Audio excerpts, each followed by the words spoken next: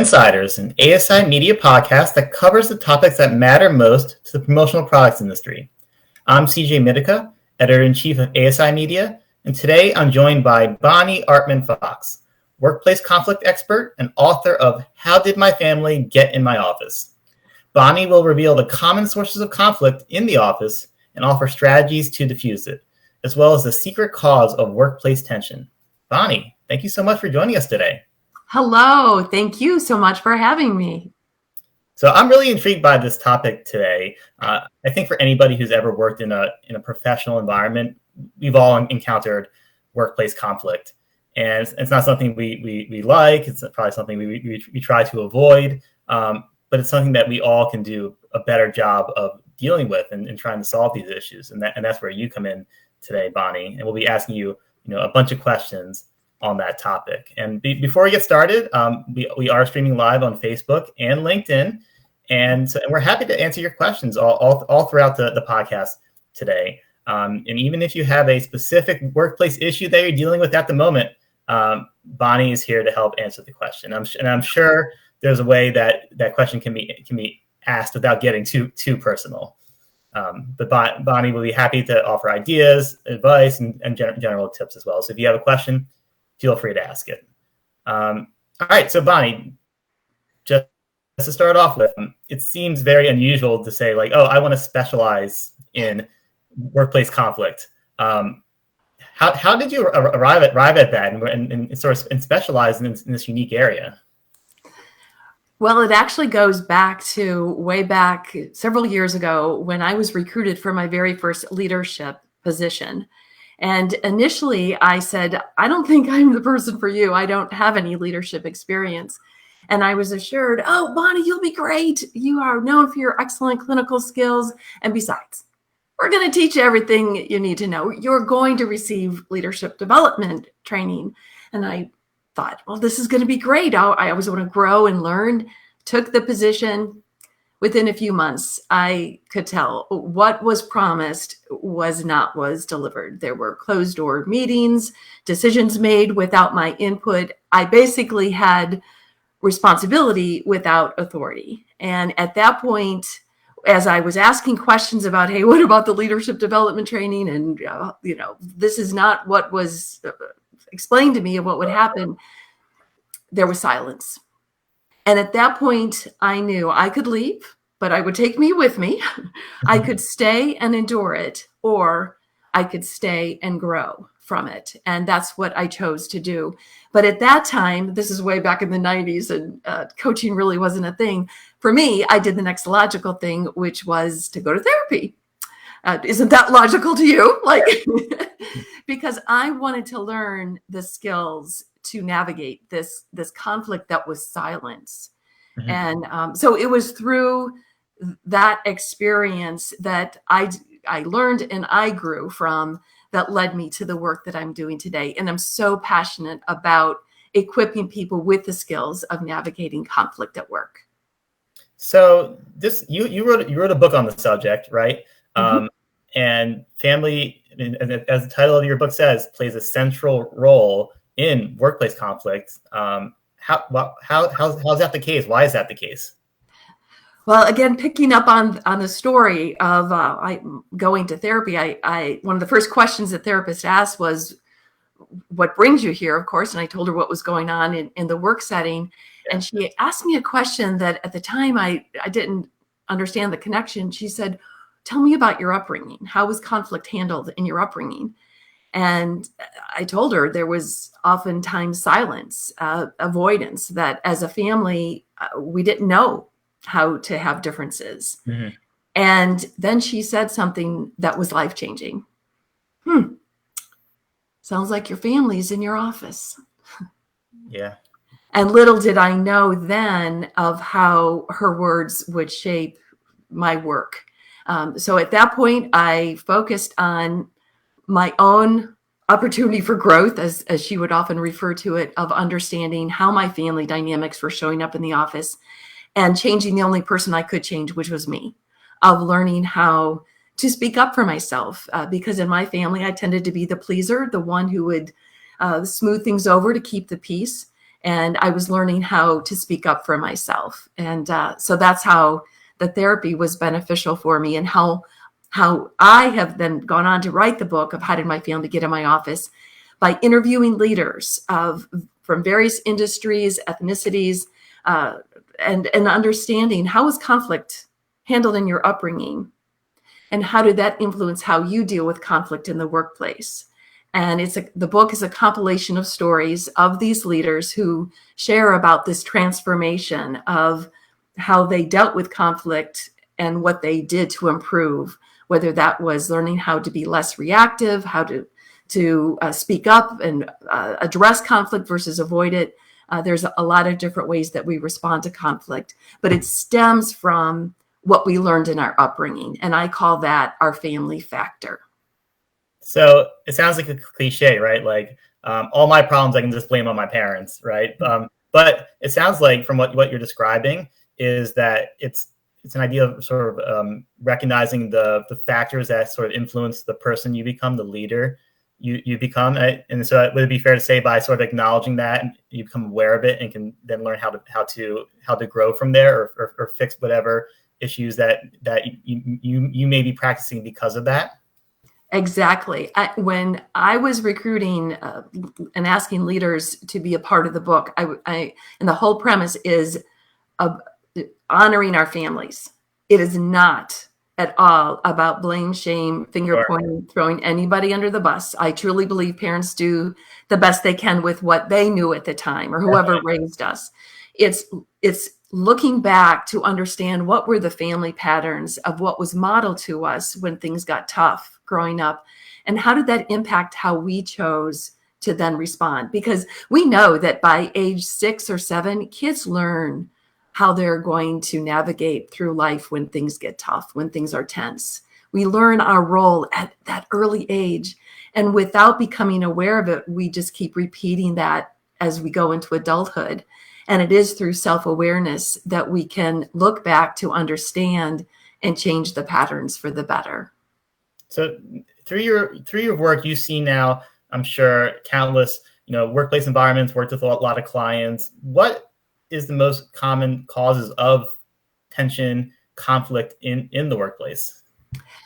Well, I find that we as a society, we don't know how to stay in the tension. By conflict, by its very nature, things do get tense, and our brain, from a brain science perspective, stress hormones start to shoot through our brain and shut down our prefrontal cortex here over our forehead, where our best thinking happens. And just physiologically, that's what happens from a brain science perspective. What oftentimes happens is when we feel that surge of reactivity of our fight, flight, or freeze response is starting to go to town, is that we immediately have a knee-jerk reaction of what we do to try to avoid the conflict, or to fix things, to decrease the chaos. Instead of staying in the tension would be recognizing, okay, I'm getting triggered here. What's this about? What's going on? And being intentional to calm down our fight, flight, or freeze response in order to stay in that tension, instead of blurting out something later that we later regret, or avoiding the conversation altogether and that leaves that tension lingering, or shut off our Zoom or our webcam so that we just check out from the call that we're on. It's learning how to have those difficult conversations, and in many ways, learning the skills of how to be comfortable with being uncomfortable. And those skills can be learned. It takes practice. So I know a few people who relish conflict, but I would say that the majority of people don't enjoy conflict. And to your point, I think they take steps to avoid that. Yeah. So are you saying that by doing that, though, that they're causing more harm? That's when here, I've got a little prop here. That's when the moquita enters the room. Oh, I got a surprise for you. I got my own little prop too here. All right. Great. My wife is obsessed with elephants. She has it all over the house. So I brought my own too. I love it. Thank you. There's a word from one of the tribes in Papua New Guinea that is mokita, and it's not a drink. Yeah. But I have it Nice. written on the top here of Awesome, awesome promotional product. That's great. Yes, it is. Yes. And the word mokita means the truth we know about and agree not to speak of. Or in our English language, it's the elephant in the room. Yeah. When conflict doesn't get addressed, or when the mokita doesn't get addressed, that's when tension, hurt feelings, anger goes underground. And it may seem like, okay, everything's all right, and maybe even create this artificial harmony of niceness. But underneath, feelings are brewing that lead to gossip, what used to be the water cooler conversations, Sure. of the indirect communication or snarky comments, because the real issues, the mokitas, aren't getting addressed. That's why it's so important to learn how to have difficult conversations and enter that zone of tension in order to work through the difference. So at the beginning, I sort of mentioned the fact that conflict is just a kind of just a way of life in the office. It's, it seems to always evolve. But is that always the case? Like, I mean, are there strategies, like proactive strategies, people could be practicing to avoid it in the first place? Or is it more sort of the fact that no matter what you do, there's always going to be some sort of conflict, and you should be following the strategies to deal with it as you're going to talk about in a little bit? Well, first of all, I believe conflict is healthy. Okay. Believe it or not, that it is healthy, because we're all different. We all have different life experiences and perspectives on things. So to be able to have some even heated conversations about differences and different points of view, that's when the best ideas emerge in order to be innovative and to problem solve and move projects forward. So I always look for, yes, it's healthy. Now, the caveat is, in order to have healthy, productive conflict, there needs to be a foundation of trust. Okay. And not just any trust, what we call is vulnerability-based trust, where there's the sense that I can be vulnerable and share my shortcomings when I drop the ball, admit a mistake, and to know it's not going to be used against me. When teams have that type of trust that's foundational, then conflict is more likely to be handled well. And again, conversations can still get heated, but people feel safe to speak up. And that's when the solutions can be identified to go forward and lead to accountability that, okay, we bantered back and forth, everybody had a say, and we can make that commitment of how we're going to proceed going forward and hold each other accountable to that commitment. I love that idea. I think when people think of conflict, especially in the workplace, there's a fear that they're going to take it personally, that a criticism on that person is a criticism on who they are as a person, not necessarily in the business context. And so I guess, so you talked about then establishing that trust so that you know that it won't be held against you. How do companies go about doing that? Well, it's, again, the willingness to enter those difficult conversations.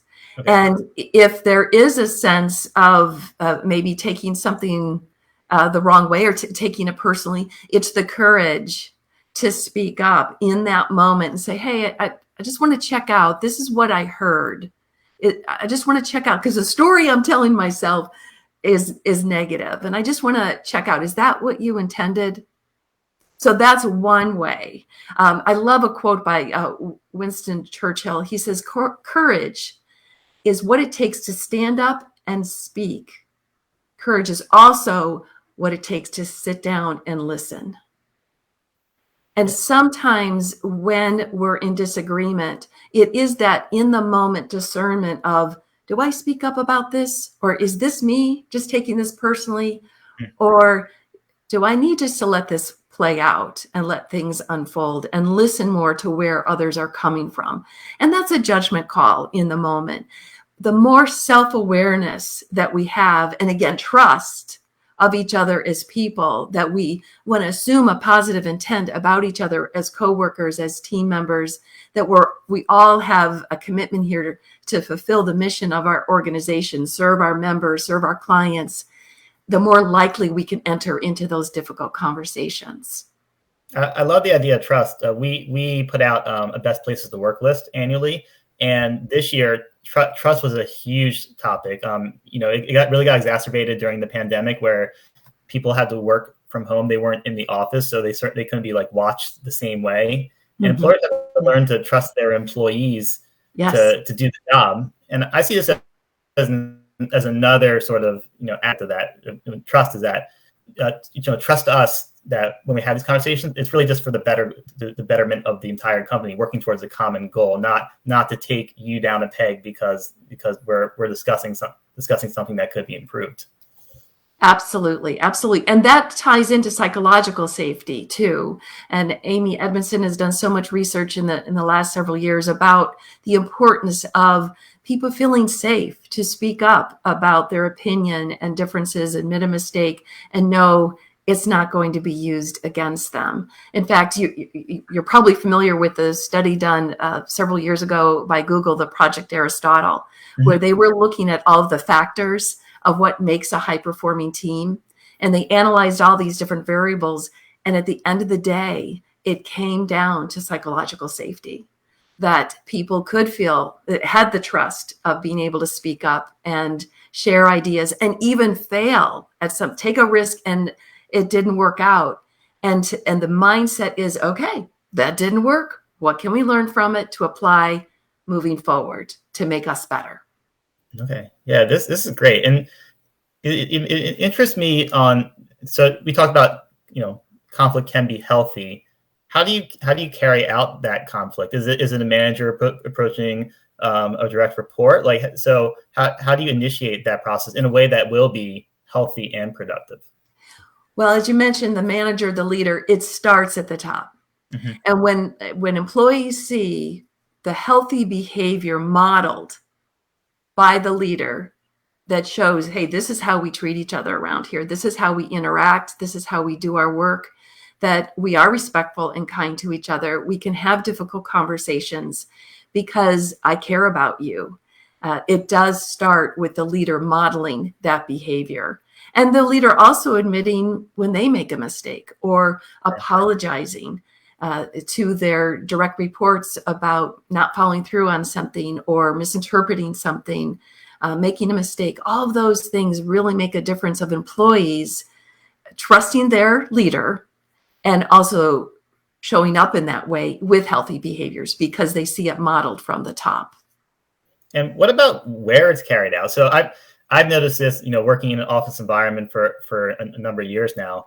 When we were in person, there was the option. How do you communicate with people? You can walk over and talk to them, or you can just send an email. And oftentimes, we'd be emailing each other in the same office, even though we're 10 feet away, because so much of our communication as a team happens over email. And I think the same thing, right, can occur with conflict. If you need to have that tough conversation, obviously you can do it in person, but you could also do it over email or virtually. So how do you approach that sort of virtual versus in-person decision of how to handle conflict?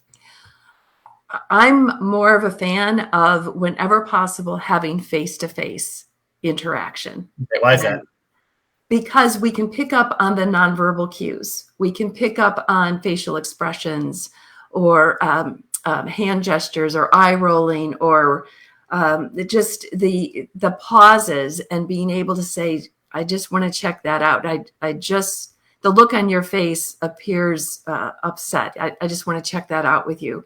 If we can't do it in person, then to do it virtually with our cameras on, ideally. And that we just, when we try to resolve conflict through an email or texting, it's more likely that we would misinterpret tone. We don't get the sense of the tone of voice. We can, maybe write in all caps, and that can be interpreted as anger. There just isn't the opportunity to clarify intent and tone of voice and the words that people are saying when we're not either in person or at least virtually being able to see someone through the camera.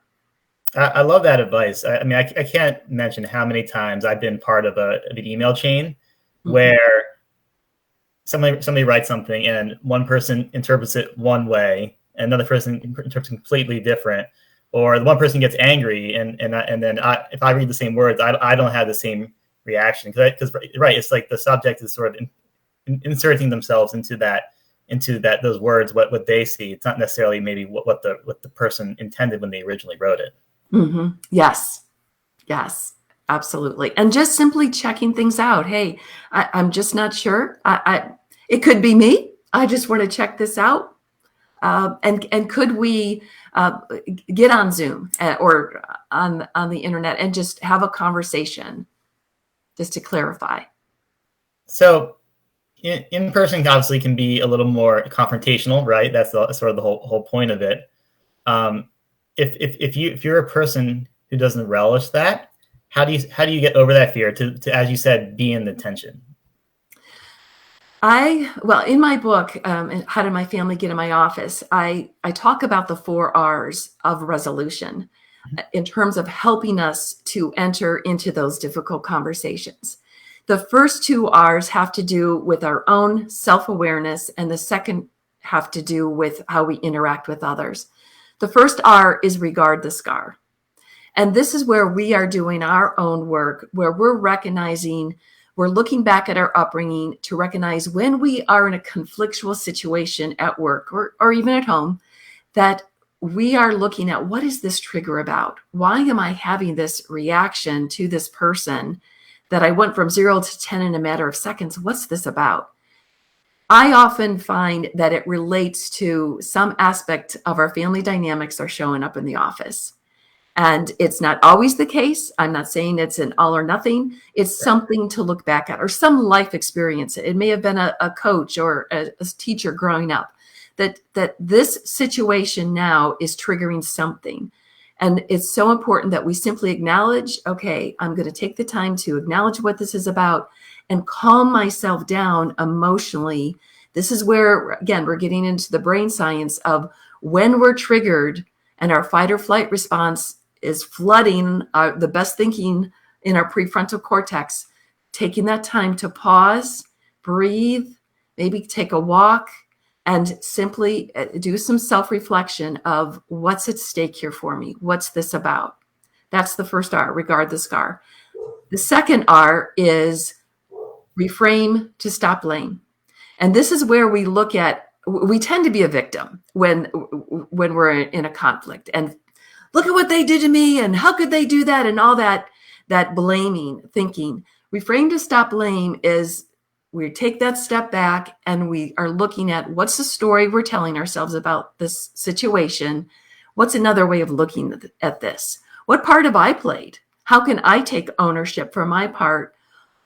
And if there's something somebody else has done, to get clarity on, when this happened, this is how I felt, and I want to check this out with you. So we have kind of a script that we say to ourselves before we go in to the next R, which is respect and connect.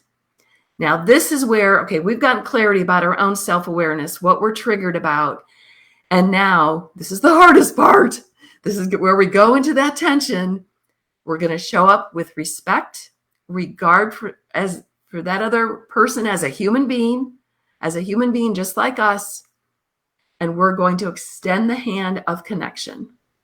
And we're going to then enter that messy, uncomfortable conversation of talking about the tension or whatever this incident was that triggered the upset. And as much as possible, as long as it depends on us, show up as a grown-up, take responsibility for being who we aspire to be during conflict, and work through the difficult conversation. The fourth R is resolve to evolve. And this is where, regardless of what others do or don't do, we make the effort, we make the gesture to work out differences and conflict with the other person. We cannot control what other people do. We can only be responsible and control our part. and to know in our heart of hearts we are doing the very best we can, and to be the author of our success and to work towards resolution. So when you work with leaders and teams and espouse these strategies, how receptive are they to it? Because it does seem to take a measure of self-awareness and a willingness to grow, which is not easy for a lot of people. No. When I present to leadership teams, I have often hear at the end of the conversation, Bonnie, I've gone to many leadership development trainings about conflict resolution, about emotional intelligence. I have never heard conflict resolution talked about in this way before. Mm-hmm. And the light bulbs are going on in the moment of, wow, I'm now making the connection about why I do react the way I do, what is triggering my emotional response during conflict. And now I know better the plan to change my pattern to improve conflict for the better. If I may share one of the stories from the book, would that be okay? Definitely. One of the leaders, all the leaders shared in their own words what it was like for them growing up. I had their permission. They gave me fictitious names. And one of the leaders that I'm referring to right now is June. She grew up in an alcoholic family. Her dad was an alcoholic, and in her words, her mom allowed it and denied that anything was happening. June was one of several kids, and she was the only one in the family who would stand up to her father. And she would fight, and she received emotional, physical abuse as a result of standing up to her father. Fast forward, she's in the workplace, and she is a very aggressive leader, highly successful. One day she reads an article about adult children of alcoholics, and she was intrigued by it. So she went to the company's EAP, the Employee Assistance Program, to learn more about this. She learns that she has become an alcoholic. She didn't realize that she was drinking to the point of a blackout every night in order to numb her emotional pain, but then could go to work and fully function the next day. She got into recovery, embraced 12-step AA, got into therapy, and was really working on calming down her reactivity and sober.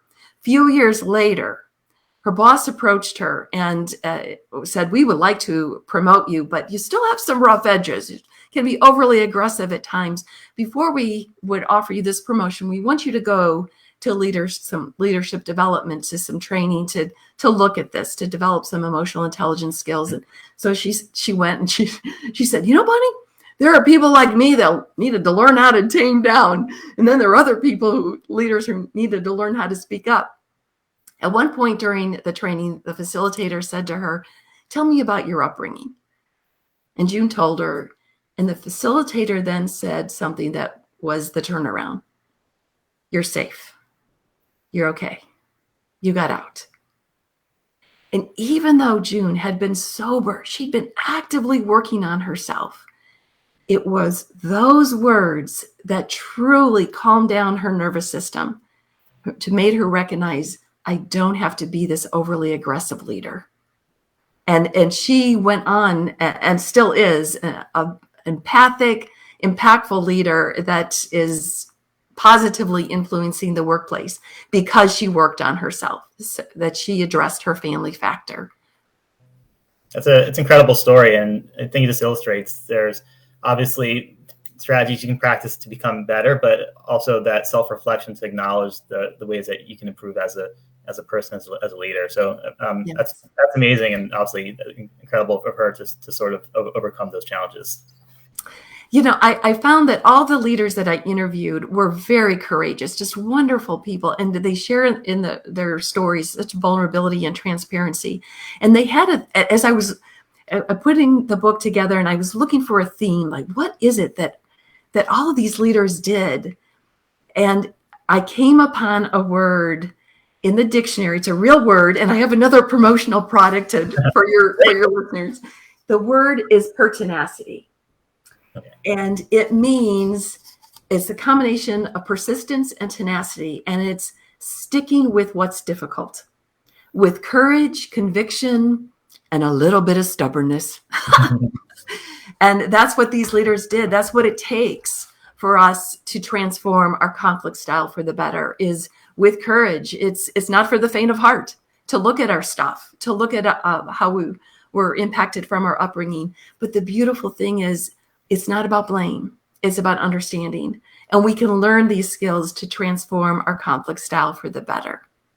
So to wrap up, I'm gonna just little fun exercise, fun in air quotes. I want to walk through a couple sort of common workplace conflict scenarios, and just feel free to offer your thoughts, advice, how you think to best handle those scenarios, and likewise for our watchers, listeners, if you have specific questions, again, Bonnie is here to answer them. So the first one, Bonnie, and so this is actually literally my family's in my office and family business. We know how difficult it can be, husband-wife teams, parents, children's, relatives, that, the idea that you can't fire your family, that you're sort of stuck with them when you're in a family business. How do you handle those challenges when it is literally your family that you're working with every day? Yes, I would so encourage families to address issues in their personal family dynamics so they don't spill over into the family business. Mm-hmm. When stuff goes unresolved, it by nature will spill over into the business, and it will impact your other non-family member employees. And that's risky, and it's tense. But yet the transformation can happen. I recently recorded a video for the members of ASI about a family-owned business and how they work through conflict. And the gist of this story of this family-owned business is a third-generation business. This couple were determined. Their motto was better than we found it, better than we found it. And they were intentional of addressing dysfunctional behaviors of secrecy or allowing dysfunctional behaviors or underperformance just because somebody was a family member. They addressed those behaviors, and things got rocky and it was tense. But today that business is better than they found it, and still going on and thriving. And just to add, since you mentioned it, Bonnie, the webinar you did is available on our ASI University page, and we'll include a link to it in the episode page for this podcast on asicentral.com/podcast. All right. So the next scenario, I think this is a common one that people are familiar with, is that superstar who, makes a lot of sales, does incredible work, but can be either egotistical, abrasive, or downright abusive. How do you handle a person like that? Yes, actually, I love these people. I do. I have a coaching program that specifically is geared towards that abrasive employee. And it takes the business owners, the leader, the manager of that abrasive, the person who's exhibiting the abrasive behavior, to intervene and say, we care about you, we value you, we know the contribution that you're making for your expert knowledge, the revenue that you're bringing in. We value you. And this behavior of speaking in a condescending way to our employees, the public humiliating, yelling at people in the hallway, overreacting, your temper goes from 0 to 10 in a matter of seconds, that can't go on. And we want to offer you some help to change that, to turn around that behavior. We just want you to know this cannot go on. Now, oftentimes they deny it. They genuinely do not see it. They genuinely have blinders on. And that's when the leader has to be very clear with the boundary of something is going to happen if this behavior continues. We want to help you. We want to help you turn this around. This has to stop. And so the message has to come either from the business owner or this person's direct line manager to say, this won't be tolerated. This isn't how we treat people here. This isn't the kind of culture we want to build. This has to change. Okay, I like that advice. It's drawing a hard line, but also showing some empathy to work with that person to improve. Mm-hmm. All right, last one. It's the difference of opinion. Maybe more than a difference of opinion. Just two people. They have different working styles, different personalities. These clash because they just see things differently constantly. How do you resolve that conflict? Go in with the perspective of, I truly want to understand. go in with a mindset of curiosity and asking questions that start with how or what. Those are more open-ended questions. Be aware of your tone of voice. Tell me more about what you're thinking with this. How did you come to that conclusion? And it's a way to again, you're staying in that tension of having the difficult conversation, not necessarily with this at this point for the issue to be resolved, but to understand. That makes that game changer of decreasing tension is when everybody feels understood. That's when, okay, this is where you're coming from. This is where I'm coming from. Now let's talk about how do we want to go forward. And it may mean a little bit of your point of view, maybe a little bit of my point of view. It may be trying something and just see how it works. We're going to go into it like an experiment. We'll try it for a few months and then revisit it. It's having that open-mindedness and the willingness to be curious and ask questions to understand first before you go into problem solving. Okay. We have one here from Tasha Rawls, and Tasha says, "Great tips. Thanks so much. I've been learning so much from awareness of what triggers me. We're all works in progress." Yes, we are. Thank you, Natasha. Yeah, well, we're going to get the final takeaways in a second, but definitely, it's definitely stressed to me from our conversation how continuous improvement is so important. If we can become better leaders, better coworkers, we can help resolve these issues that do occur in the workplace and come to a better resolution when there is workplace conflict. Absolutely. And we're all learning and growing. It's an ongoing process. And if we could see that as positive, it's a sign of strength to grow and to be aware of our shortcomings when we drop the ball, apologize. That's what makes work relationships, all relationships, really stronger in the long run when again, we can have that vulnerability-based trust and psychological safety. So just to wrap up, Bonnie, any final points, anything you want to leave with our watchers and our listeners? Well, if your listeners would like to learn more about their family factor, they can go to workplacefamilyfactor.com where they can take an assessment to understand how conflict was handled in their upbringing that's impacted the way they deal with conflict today. And they'll get their results, and then they'll get some tips following in some emails of what they can do to improve their conflict style for the better. Okay, yeah, I'll take that quiz myself because I'm very curious to see what answers I get. Great. And if people want to find your book or even work with you, where can they find you? My website is bonnieartmanfox.com. And the name of my book is How Did My Family Get in My Office? Great. Well, thank you very much, Bonnie, for all these awesome tips and strategies. And thank you for joining us today. Thank you. Thank you. And thank you for the work that you're doing to help create healthy workplaces. Oh, definitely. We want to help our members perform better, be happier. And so I'm so happy for you to come on today and help us in that mission. Thank you. Thank you. Thank you, everybody, for watching and listening, and have a great rest of your day.